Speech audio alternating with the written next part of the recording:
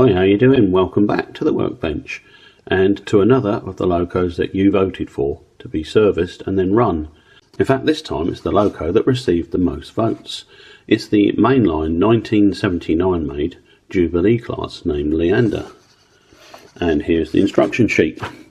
Once again, I got this instruction sheet from Lendons of Cardiff. If you go along to their website, they have a manuals and worksheets section where you can download most of the instruction sheets for your locos.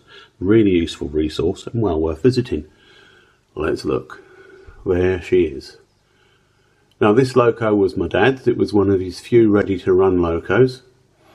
And those of you that know me well will know that back in 2013 Dad's house was flooded and a lot of his locos were underwater. This was one of them. So she doesn't have her original mainline box.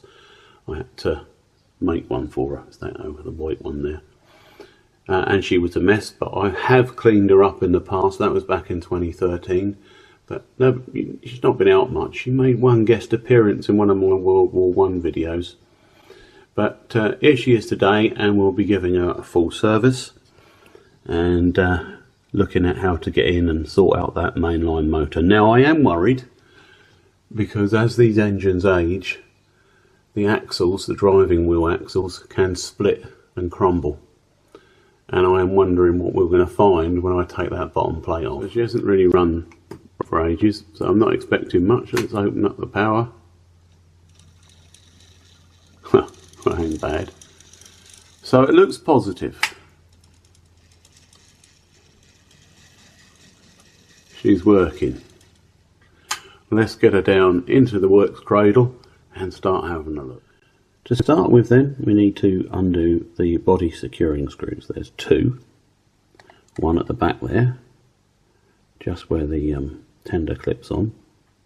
And at the front, just at the front there. Nice and easy. Both screws appear to be the same.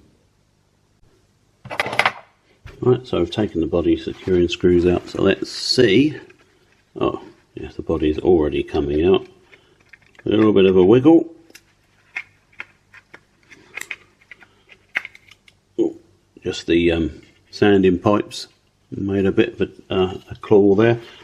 So this body looks fine. We're going to set that to one side. Might give it a brush off. And inside is the mechanism. We've got on here some numbers, which is 00509, whatever that means. And it's the usual and expected split chassis mainline mechanism. Under here are the brushes. That red stuff that you'll see is just something they used to fit to seal the screws so that they wouldn't move. But obviously once we service them, which we need to do, we need to check the brushes and that commutator's clean and things. You just do them up as tight as you can really without shearing the threads. So let's go ahead now and take those brushes out and see what state they're in. Start with this one. Keep your finger on the brush arm when you start taking it off to stop it flying away.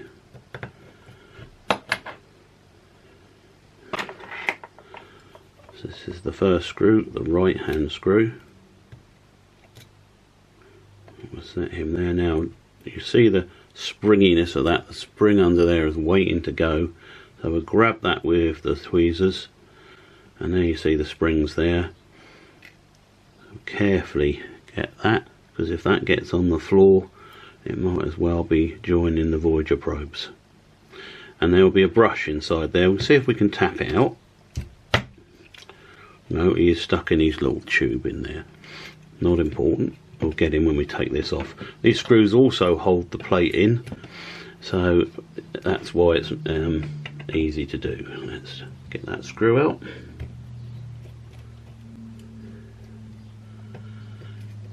Now then, notice that the left hand screw is the longer screw. It goes through an insulated bush to the other side of the chassis and brings the electricity from the other side through to that arm. Again, we've kept off a finger on it and it's not jumping up yet, which is a little bit worrying because it will try. Right, I've got it, there we go. There we go. Once again, there's the spring. So Particular attention must be paid. The left hand side is the longer silver screw and the right hand side is the shorter black screw, and that's purely because that longer screw goes right the way through to the other side. It's like a card insulator there, and it goes through that. So we're now looking to just ease off this plate, and a small screwdriver is usually best to do that. And here he comes. Brushes are still in there, so we need to be wary of that, and just lift him off and put him there.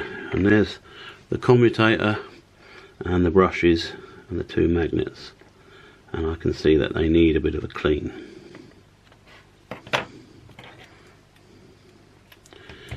Now, if I'm not mistaken, that will come out. Yeah, there we are. So there's the whole armature commutator clear of the body, so we can get to absolutely everything. And with these, it's very important to make sure that it's all clear inside of any muck. And this is your chance, when the motor's not in there, to check the free running of the chassis, which I'm now doing. So my jobs are going to be pretty standard: clean the brushes, clean the commutator, IPA and a cotton bud. You've seen me do that a dozen times, so I won't show you now. So I'll clean everything up and we'll come back and look at lubrication. Alright, one thing that might be useful and interesting: the commutator is so marked and dirty that I am going to use this very old and soft track rubber. It's not like the Pico one, it was another type. I can't remember where I got it from, 00 something or other. Anyway, it's very soft, and it's just right for cleaning up copper surfaces without damaging them. We don't want to introduce scoring, because that just allows the dirt to build up, and it's better off just to leave the commutator a little bit dirty really, but this one was quite bad. That looks better. We'll go over it again with cotton bud and IPA. Use IPA on the inside because we haven't got any issues with oil and that getting on there and making problems. So we've just cleaned it up. As you can see, the other end of my cotton bud was filthy.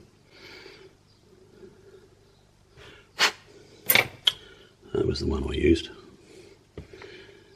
So to note then as well, I hope you can see this, a little brass bush there which is quite nicely in place, but also there's a plastic washer that needs to be put back.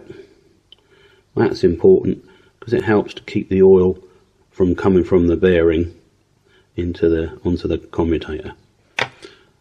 And also, just whilst I've got you there, remember to clean the tubes with cotton bud and IPA again, and the springs and the brushes, which is the next thing I'm going to do.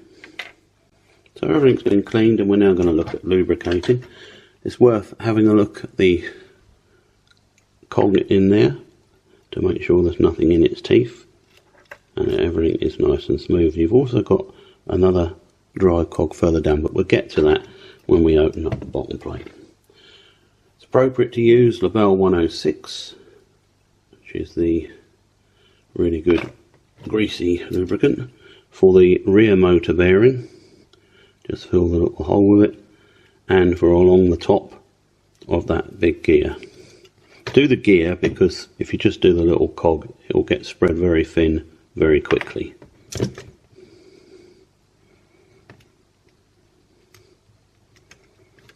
And this will go a long way to helping reduce that noise that mainline mechanisms can be famous for.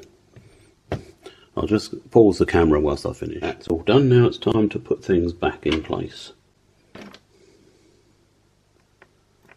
So the other side of the commutator also has a little washer that you have to be wary of. Make sure it stays in place. And we'll just put a little drop of the lube onto the cog, so there's some on it, and then carefully lower him back in. I've got him in and I can spin him round by turning the wheel so he's in the correct place. Now then, normally I'd go for a fine oil for this bearing, but I'm also going to use 106 because it's less likely to track and get onto the commutator. So I will squirt just a little bit straight into it.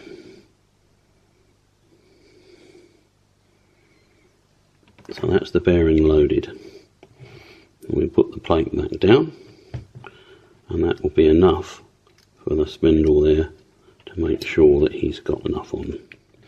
So the next thing for me to do, which is boring, is putting the brushes and the springs back. So I'm going to do that. You saw me take them off, so you know how they go in, and then we'll come back and look at what we've got to do next. Righto, so that's all back and done nicely. So now we come to the bottom plate, which appears to be just 2 screws here. So let's see what happens when we take them off. Oh, they're in tight, and this is where I want to see these axles. That's the concern with this loco. So that's the front screw, which they all look like they're going to be about the same size, the screws, which is useful. See there, Mainline Hong Kong underneath the chassis. Let's solder that up so you can see it. Can you see that there, just written here where my thumb is? Mainline Hong Kong, it's a thing of the past. 1979, I reckon this one was made. And there we are. Now does the bottom plate lift off?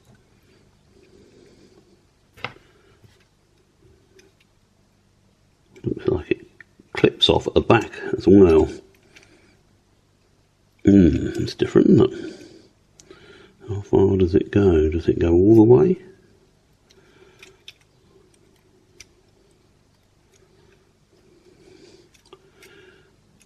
I've got a feeling it might do. Okay.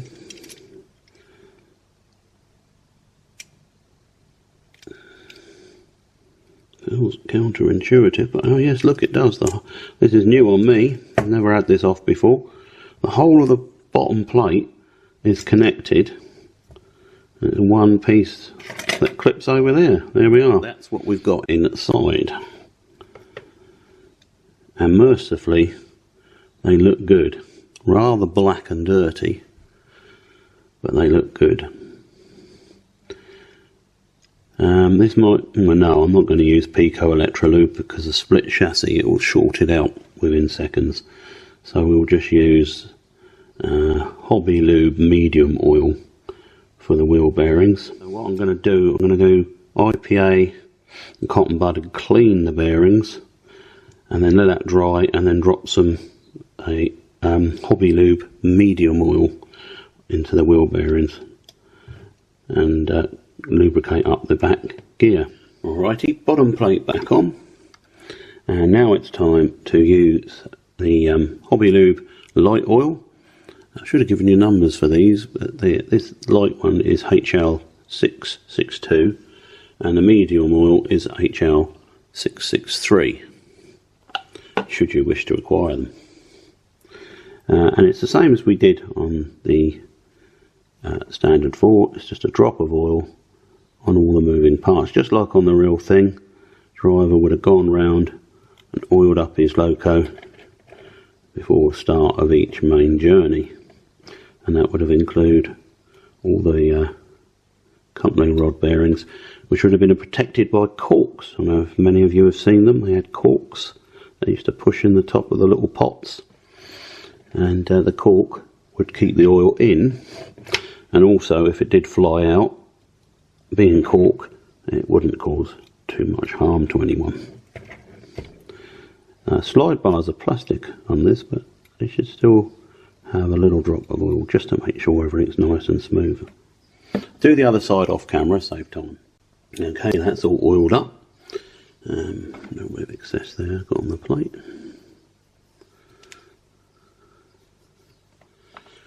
So we just now need to put the chassis back in the body. How easy will that be? We'll find out straight away actually. Go for a drop down. I've got to watch those sandpipes. That's the main things.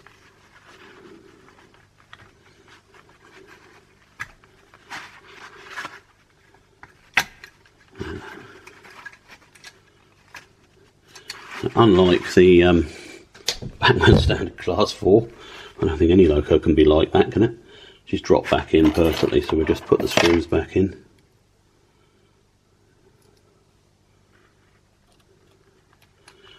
Don't fully tighten them, just get them back in at first.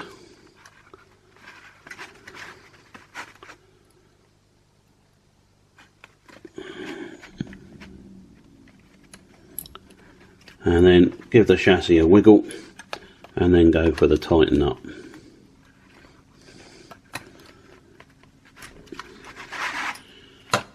And now all that remains to do is wheel cleaning. I'm sure you don't need to see me do that. I'll just do the IPA on these wheels and then run the loco and clean those. Then we'll look at the tender and then we'll try her out. Alright, so the tender, not much to do, clean the wheels. You can see I've got the black fingers of wheel cleaning, and I think we'll go for medium oil in the bearings as well. I missed that. Funny how the centre wheels always pick up more dirt on some of the tenders. So it's just a drop on the axles, which appear to be plastic. So of course it's vitally important to use plastic safe oil, which these are. Not something like 3M1, which will damage them, or potentially anyway. The moment of truth is approaching. Didn't have to bring her back from the dead, she wasn't dead by any means.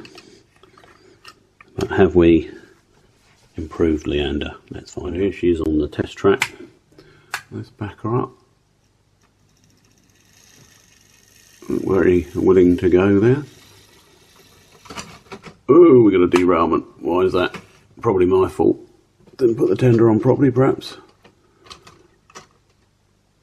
Let's try again.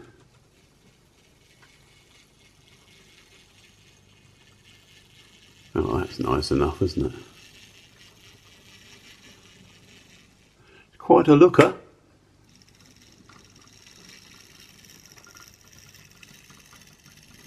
Anyone's wondering, we've got the Ginty twins in the background there.